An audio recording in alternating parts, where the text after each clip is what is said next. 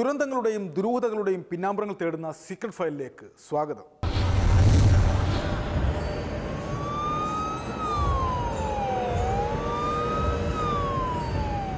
Secret file ഇക്കുറി നിങ്ങൾക്കായി പരിചയപ്പെടുത്തുന്നത് വ്യത്യസ്തനായ ഒരു കള്ളനെയാണ്.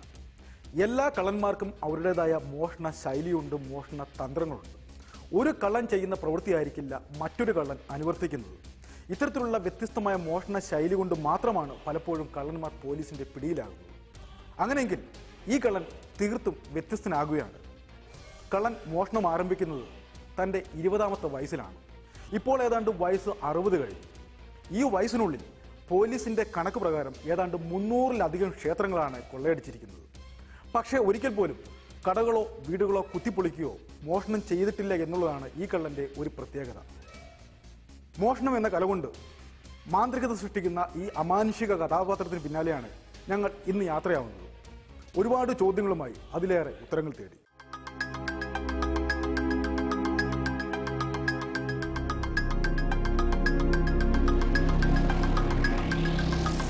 സമയം പാതിരാത്രി 2 മണി കഴിഞ്ഞിരിക്കുന്നു. ഇതാണ് പറ്റിയ സമയം. ഇനി കാത്തിരിക്കാൻ അധികം സമയമില്ല. നേരം പുലരാൻ മണിക്കൂറുകൾ മാത്രം ബാക്കി.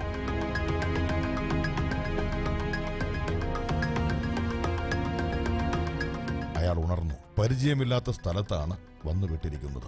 അവസാന വണ്ടിയിലാണ് ഇവിടെ വന്ന് ഇറങ്ങിയത്. അപ്പോഴേക്കും കവലയിൽ ആളൊഴിഞ്ഞിരുന്നു.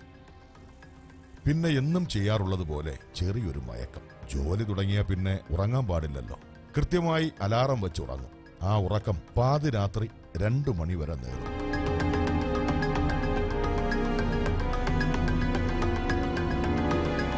ഇരുപത് വയസ്സ് മുതൽ മണിയന്റെ ശീലമാണിത്. 57 വയസ്സുവരെ മുടങ്ങാത്ത ഒരേ ഒരു ശീലം.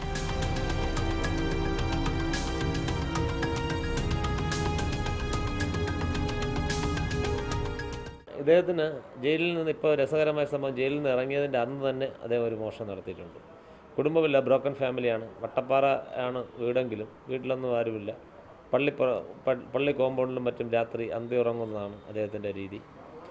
പിന്നെ ചാലയിലോ മറ്റെവിടെന്നെങ്കിലും കമ്പിപ്പാര വാങ്ങിയതിന് ശേഷം മുമ്പ് മോഷണം നടത്താൻ ഉദ്ദേശിക്കുന്ന സ്ഥലത്ത് ചെന്ന് പതിഞ്ഞ് കിടക്കുക. രാത്രി 2 മണിക്ക് ശേഷം മാത്രമേ ഓപ്പറേഷൻ നടത്താറുള്ളൂ.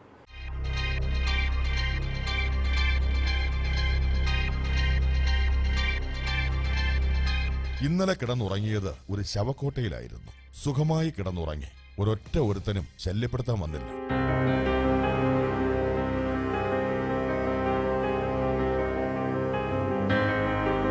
ശവക്കോട്ടയെന്ന് കേൾക്കുമ്പോ എല്ലാവർക്കും പേടിയാണല്ലോ. ആ പേടിയാണ് മണിയന്റെ ശക്തിയും. ജോലി ആരംഭിക്കുന്നതിന് മുമ്പുള്ള മണിയന്റെ ചെറിയൊരു വ്യായാമമുറ. ആ അഭ്യാസത്തിന്റെ ഭാഗമായിട്ടാണ് അണ്ണൻ ഇന്ന് വിട്ടിയം ക്ഷേത്രത്തിൽ എത്തിയിരിക്കുന്നത്.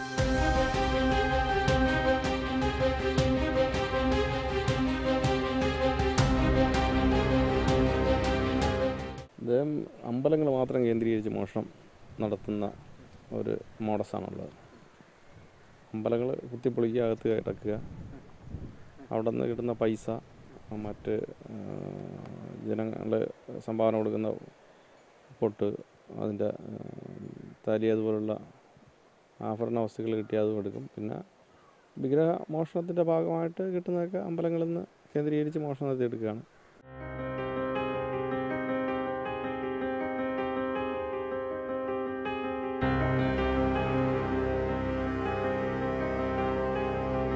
നേരം പുലരാൻ ഇനി മണിക്കൂറുകൾ മാത്രം ബാക്കി. നാടും നഗരവുമെല്ലാം സുഖനിദ്രയിൽ. എല്ലാം മറന്ന് ആളുകൾ ഉറങ്ങുന്ന രാത്രി. പക്ഷേ മണിയൻ എന്ന വിഗ്രഹ മോഷ്ടാവിന് അന്നുറക്കമില്ലാത്ത രാത്രിയായിരുന്നു. അയാളുടെ ജോലി ആരംഭിക്കുന്നത് പാതിരാത്രിക്ക് ശേഷമാണ്. അതായത് ആളുകൾ ഒരിക്കലും ഉറക്കത്തിൽ നിന്നും ഉണരാത്ത സമയത്ത് അയാൾ ജോലി ആരംഭിക്കും. മണിയൻ എന്ന കൊടും കള്ളൻ ഉണരുന്ന രാത്രിയാണ് അന്ന്.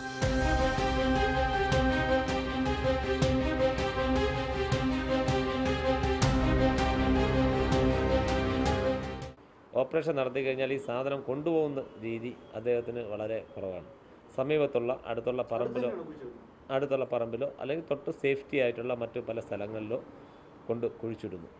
ഉരുളിയാണ് മോഷ്ടിക്കുന്നതെങ്കിൽ ഉരുളി കൊണ്ടുപോകുമ്പോൾ സംശയം തോന്നാതിരിക്കാൻ അദ്ദേഹം സാധാരണ ചെളിയിൽ പൂഴ്ത്തി വെച്ച് അത് തലയിൽ ചുമന്നുകൊണ്ട് പോകാറാണ് പതിവ്. ലാസ്റ്റ് 2009 കാലയളവിൽ ഇയാളെ അറസ്റ്റ് ചെയ്യുമ്പോൾ തന്നെ ഉരുളി കൊണ്ടുപോയാൽ സംശയിക്കും. അപ്പോൾ ഉരുളി ചെളിയിൽ പൂഴ്ത്തി വെച്ച് ഉരുളിയിൽ ചെളി പുതച്ച് വെച്ച് അതിൽ കുറേ മരച്ചിനി കിഴങ്ങ് പുഴുതു വെച്ച് തലയിൽ ചുമന്നുകൊണ്ട് പോകുന്ന രീതിയാണ് കണ്ടത്. അന്ന് അയാളെ അറസ്റ്റ് ചെയ്യുമ്പോൾ തന്നെ ഉരുളിയിൽ ഒരാൾ മരച്ചിനി ചുമന്നുകൊണ്ട് പോകുന്നു. അപ്പോൾ പെട്ടെന്ന് ആരും സംശയിക്കത്തില്ല. പക്ഷേ പെട്ടെന്ന് നമ്മൾ പെട്രോളിംഗ് ജീപ്പ് കടന്നു പോയപ്പോൾ നമുക്ക് തന്നെ തോന്നി ഉരുളിയിൽ എന്തിനാണ് മരച്ചിനി വന്നുകൊണ്ട് പോകുന്നത് എന്ന് തോന്നി. അത് തിരിച്ചു വന്നപ്പോൾ ആൾ പോലീസെ കണ്ട് ശ്രമിക്കുന്നത് കണ്ട് ചോദിച്ചു, ഉരുളിയിൽ എന്തിനാണ് മരച്ചിനി നോക്കുന്നത്? മരച്ചിനിയേക്കാളും വിലയുള്ള സാധനമാണ് ഇത്രയും വലിയൊരു ഓട്ടുരുളി. അപ്പോഴാണ് അത് വിഗ്രഹം മണിയനാണെന്നും മരച്ചിനി ഒരു മറയാക്കി ചുമന്നുകൊണ്ട് ചന്തക്ക് രാവിലെ ആൾക്കാർ പോകുന്നവരെ പോകുന്നതാണെന്നൊക്കെ മനസ്സിലായത്.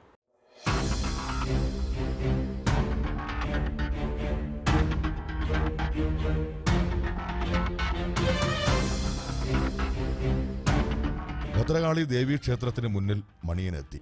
ദേവിയുടെ ശക്തിപ്രഭ കൊണ്ട് ആരും ഭയക്കുന്ന ഒരു ക്ഷേത്രം.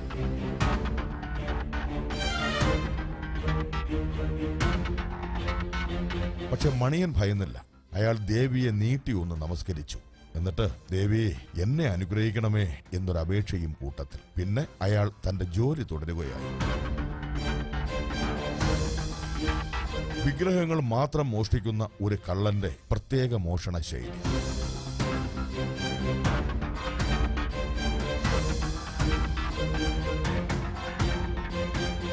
പണിയൻ ചെയ്യുന്നതെല്ലാം ദൈവത്തിനോട് ചോദിച്ചിട്ടേ ചെയ്യുള്ളൂ, അല്ലെങ്കിൽ ഇവിടുന്ന് ഒരു സാധനം കൊണ്ടുപോകാൻ പറ്റത്തില്ല. അത് ഞങ്ങൾക്ക് ഉറപ്പുള്ളതാണ്. പിന്നെ ഭഗവാൻ അത് ഒരു മാസത്തിനകത്ത് തന്നെ നമുക്ക് ദേവി തിരിച്ച് കാണിക്കുകയും ചെയ്തു. അത് ദേവിയുടെ ശക്തി കൊണ്ടാണ്. കൃത്യമായിട്ട് ഈ ഇവിടുത്തെ ദേവിക്ക് ശക്തിയുള്ളത് കൊണ്ടാണ് ഞങ്ങൾക്ക് ആ ഒരു മാസത്തിന് മുമ്പ് തന്നെ അദ്ദേഹത്തിന് തിരിച്ച് കിട്ടിയത്.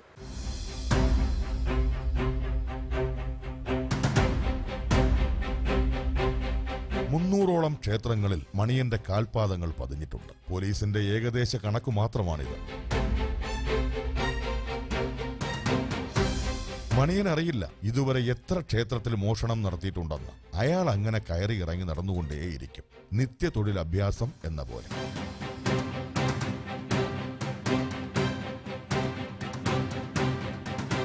മണിയൻ കയറിയ ക്ഷേത്രങ്ങളുടെ എണ്ണം കേട്ടിട്ട് പോലീസ് പോലും നടുങ്ങിപ്പോയി.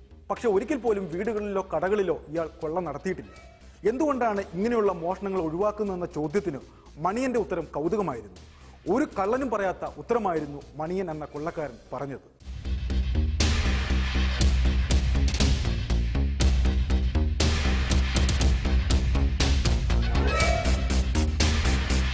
മണിയൻ ഇന്ന് പുറത്തിറങ്ങുന്ന ദിവസമാണ്. കുറച്ചു മാസങ്ങളായി ജയിലിലായിരുന്നു. തന്റെ ഒരു ചെറിയ കൈപ്പിഴ കൊണ്ട് പോലീസ് പിടിച്ചു.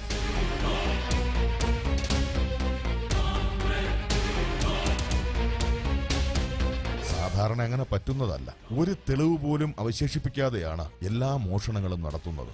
അത്രയ്ക്ക് വൈദഗ്ധ്യമായിരുന്നു മണിയന്റെ മോഷണ കലയ്ക്ക്.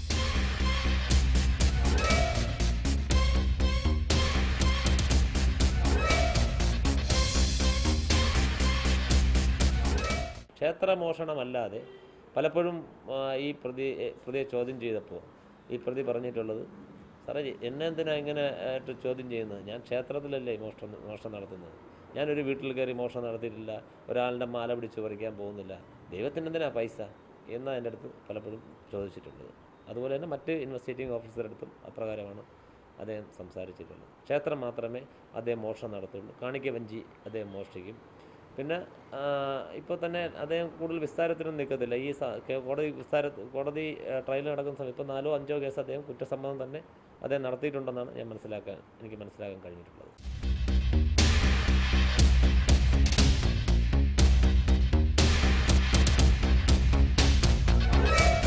ഇരുപത് വയസ്സിലാണ് മണിയൻ ആദ്യമായി ഈ തൊഴിൽ തിരഞ്ഞെടുക്കുന്നത്. ആദ്യമായി ചെയ്യുന്ന ജോലിയും ഇതായിരുന്നു.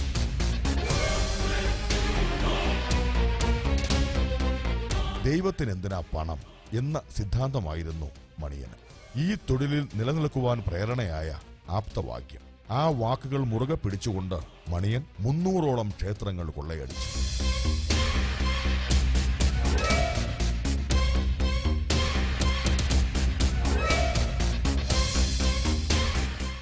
ഇയാൾ ഇതിന് അടുത്താണ് മുൻപ് താമസിച്ചിരുന്നത്.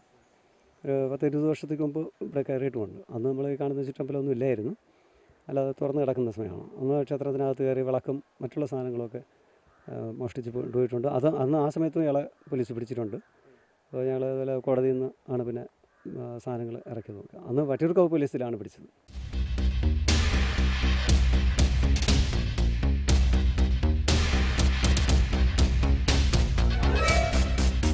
മണിയന്റെ മോഷണ ശൈലി വ്യത്യസ്തമായിരുന്നു. മോഷണ ശ്രമത്തിനിടെ ഇതുവരെ ആരെയും ഉപദ്രവിച്ചിട്ടില്ല. ഒരു വീട്ടിലും മോഷണത്തിനായി കയറിയിട്ടില്ല. ഒരു കടയും കുത്തി തുറന്നിട്ടുമില്ല. ആരെയും ഇതുവരെ വേദനിപ്പിച്ചിട്ടുമില്ല. ആകെ ചെയ്തിട്ടുള്ളത് ക്ഷേത്രങ്ങൾ കണ്ടാൽ വിടില്ല. ആ ഒരൊറ്റ ദൗർബല്യം മാത്രം. അതിനാണ് യുവമാർ ഇത്ര ദേഷ്യപ്പെടുന്നത്. മണിയന്റെ നിഷ്കളങ്കമായ ഏറ്റുപറച്ചിലായിരുന്നു അത്.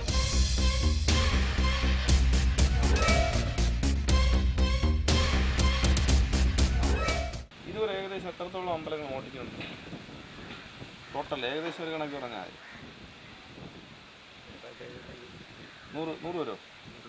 ഇന്ന് എത്ര വരും? 25. ഇതൊരു സ്വർണ്ണം നല്ല കട്ടിയാൻ എന്തെങ്കിലും കിട്ടിയിട്ടുണ്ട്? ഏറ്റവും കൂടുതൽ കിട്ടിയിട്ടുള്ള ഏത് ക്ഷേത്രത്തിനാണ് മോഷണം നടത്തിയത്? അണജി ഇവിടെ തന്നെ അതെത്ര കിട്ടി?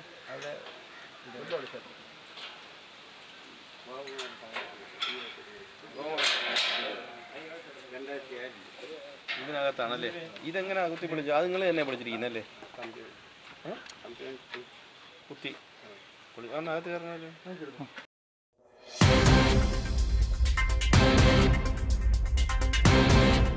ആളൊഴിഞ്ഞ പറമ്പിൽ മണിയൻ വളരെ നേരം കാത്തിരുന്നു. പാതിരാത്രി പിന്നിടുവാനോ ഇനിയും മണിക്കൂറുകളുണ്ട്.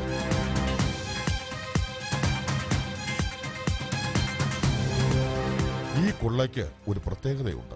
ഈ ക്ഷേത്രത്തിൽ കയറുന്നത് ഇത് 5ാം തവണയാണ്. 4 തവണയും ക്ഷേത്രം ഊറ്റിയെടുത്തു.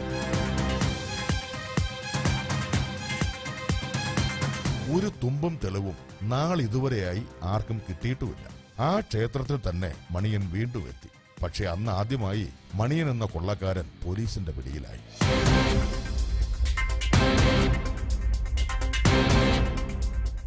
ക്ഷേത്രങ്ങൾ മാത്രമേ മോഷ്ടിച്ചുള്ളൂ. ഏതൊക്കെ ക്ഷേത്രം എവിടെയൊക്കെയാണെന്ന് അദ്ദേഹത്തിന് സ്കെച്ച് പോലെ തന്നെ അറിയാം. ഉദാഹരണത്തിന് ആരനാട് എത്തുന്നതിന് മുമ്പ് ഒരു ചോദ്യം ചെയ്തപ്പോൾ സ്ഥിരം ചോദിച്ചതാണ്, വെറുതെ ഇൻട്രസ്റ്റിംഗ് ആയിട്ട് ചോദിച്ചതാണ്. ഒരു ക്ഷേത്രമുണ്ട്, ക്ഷേത്രമായിട്ടില്ല, ആൽമരത്തിൻ്റെ മുകളിൽ എപ്പോഴും നോക്കിയാലും ഒരു 80ഓളം വിളക്കുകൾ വച്ചിരിക്കുന്നത് കാണാം. അപ്പോൾ ചോദിച്ചു, ഇതിനടുത്തും അപ്പുറം ഇപ്പുറമുള്ള ക്ഷേത്രങ്ങളെല്ലാം മോഷ്ടിച്ചല്ലോ, നിങ്ങളെന്താ ഇവിടെ മോഷ്ടിക്കാത്തത് എന്ന്. ഇവിടെ നിങ്ങൾ ശ്രമം നടത്താൻ എന്താ തുറന്നല്ലേ വെച്ചേക്കുന്നത്? സാർ, ഇവിടെ ഞാൻ മോഷ്ടിക്കത്തില്ല. കാര്യം ഇവിടെ ആരെങ്കിലും ഞാൻ മോഷ്ടിച്ചുകൊണ്ടിരിക്കുക വന്നാൽ അപ്പുറത്ത് ആറാണ്, ഞാൻ ചാടിയാൽ എനിക്ക് നീന്തൽ അറിയത്തില്ല, അതുകൊണ്ട് ഞാൻ അവിടെ മോഷ്ടിക്കത്തില്ല. അങ്ങനെ പ്രിവൻറ്റീവ് മെഷറും കൂടെ എടുക്കുന്ന ഒരാളാണ് അദ്ദേഹം. പല ഘട്ടങ്ങളിലായി ഏതാണ്ട് 15 വർഷത്തോളമാണ് മണിയൻ ജയിൽ ശിക്ഷ അനുഭവിച്ചത്. ജയിലിന് പുറത്തിറങ്ങിയാൽ അയാൾ വീണ്ടും മോഷണത്തിലേക്ക് തിരിയും. മോഷണമില്ലെങ്കിൽ മണിയനില്ല എന്നുള്ളതാണ് അയാളുടെ പരസ്യവാചകം തന്നെ. കാണാം മണിയന്റെ ഞെട്ടിക്കുന്ന കൂടുതൽ വിശേഷങ്ങൾ.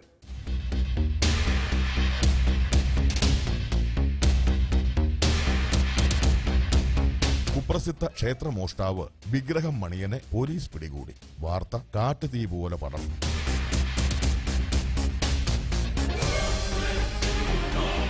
20 വയസ്സിൽ തുടങ്ങിയ മോഷണകലയ്ക്ക് 57ാം വയസ്സിൽ പരിസമാപ്തിയാകുമോ? അതായിരുന്നു ഓരോരുത്തരുടെയും നാവിൻ തുമ്പിലെ ചോദ്യം.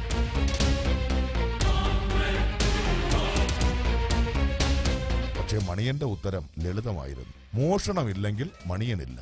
അതായിരുന്നു ആ കൊള്ളക്കാരന്റെ ഉത്തരം.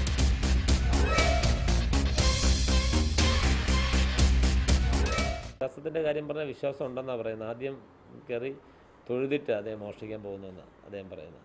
ഈശ്വരൻ എനിക്കൊരു ദോഷം വരുത്താൻ തൊഴുതിട്ടാണ് മോഷ്ടിക്കാൻ പോകുന്നതെന്നാണ് അദ്ദേഹം ചോദ്യം ചെയ്യലിൽ പറഞ്ഞിട്ടുള്ളത്. എന്താ വിശ്വാസമില്ലാത്ത? വിശ്വാസമുണ്ട്.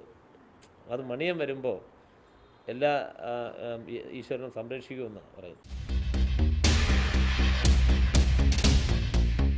ജയിലിൽ ഒരു പാവത്താനായിരുന്നു മണിയൻ, എല്ലാവരുടെയും പ്രിയപ്പെട്ട വീരനായകൻ. ജയിലിൽ അകപ്പെടുന്ന നിമിഷങ്ങളാണ് മണിയന്റെ വിശ്രമ സമയം. പക്ഷേ എന്ന് ജയിലിന് പുറത്തു വരുന്നോ അന്ന് മുതൽ മണിയൻ കൊള്ളക്കാരനായി മാറി.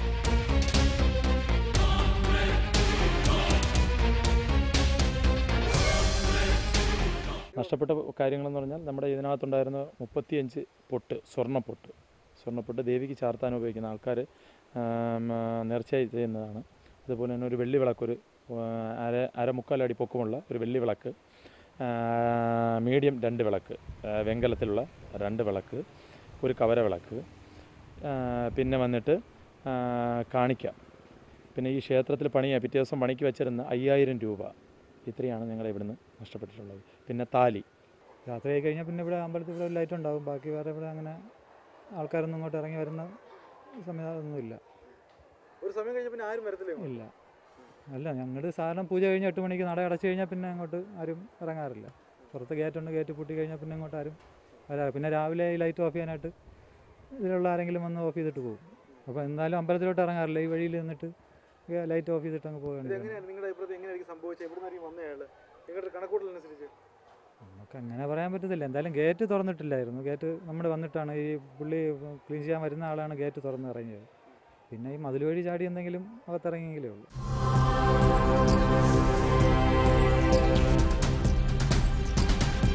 മണിയന്റെ നിഷ്കളങ്കമായ എല്ലാ കുറ്റവും പോലീസിനോട് ഏറ്റുപറഞ്ഞു. മോഷണം നടത്തിയ ക്ഷേത്രങ്ങളിലെല്ലാം അയാളെ കൊണ്ടുപോയി. മോഷണം നടത്തിയ രീതികളും അയാൾ പോലീസിനോട് കൃത്യമായി വിശദീകരിച്ചു കൊടുത്തു.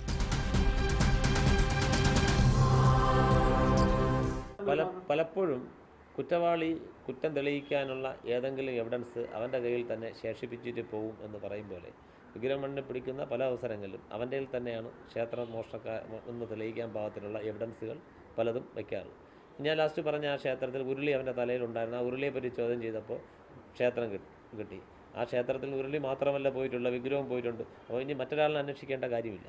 ഇപ്പോൾ അതുപോലെ തന്നെ ഈ പറഞ്ഞ ക്ഷേത്രത്തിൽ എല്ലാ വിഗ്രഹവുമായാണ് ഇയാളെ പിടിയിലാവുന്നത്. മണ്ണങ്കോട് ക്ഷേത്രത്തിലെ വിഗ്രഹമായിട്ട്. അപ്പോൾ അവിടെ നിന്ന് പോയ സ്വർണ്ണത്താലിയും സ്വർണ്ണപ്പൊട്ടും അതുപോലെ തന്നെ പിച്ചള വിളക്കും ആരാണ് കൊണ്ടുപോയെന്ന് പുതുതായി അന്വേഷിക്കേണ്ട കാര്യം ഇല്ല. എവിഡൻസ് അദ്ദേഹത്തിൻ്റെ തന്നെയാണ് പലപ്പോഴും കിട്ടുന്നത്.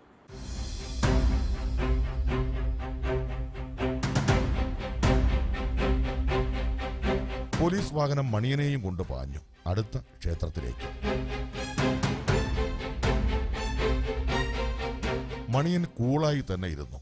ഇത് എത്ര കണ്ടതാ എന്ന ഭാവത്തിൽ. ഇനി കുറച്ചുനാൾ അകത്ത് കിടക്കണം. അതുവരേക്കും ചെറിയൊരു ഇടവേള. വഴിവക്കിൽ കണ്ട ദേവീക്ഷേത്രത്തെ നോക്കി അയാളൊന്ന് പുഞ്ചിരിച്ചു. വീണ്ടും കാണാമെന്ന മട്ടിൽ അയാളൊന്ന് തലയാട്ടി. പിന്നെ യാത്ര തുടർന്നു.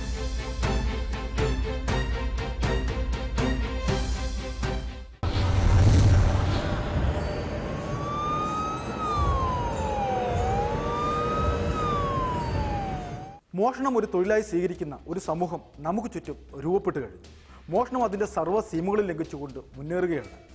മോഷണത്തിൻ്റെ വ്യത്യസ്തമായ വാർത്തകൾ കൊണ്ട് പത്രങ്ങളും നിറയുകയാണ്. കള്ളന്മാർ സർവ്വസന്നാഹങ്ങളുമായി നമുക്ക് ചുറ്റും കാത്തിരിക്കുന്നു എന്ന യാഥാർത്ഥ്യം നാം തിരിച്ചറിയണം. അതിനാൽ നമ്മുടെ ജീവനും സ്വത്തിനും നാം തന്നെ സംരക്ഷണം നൽകണം എന്ന മുന്നറിയിപ്പോടെ ഞങ്ങൾ ഈ കള്ളനെ വിടുകയാണ്. ഇനി മറ്റൊരു സംഭവത്തിൻ്റെ പിന്നാമ്പുറങ്ങൾ തേടി മറ്റൊരു നാട്ടിൽ.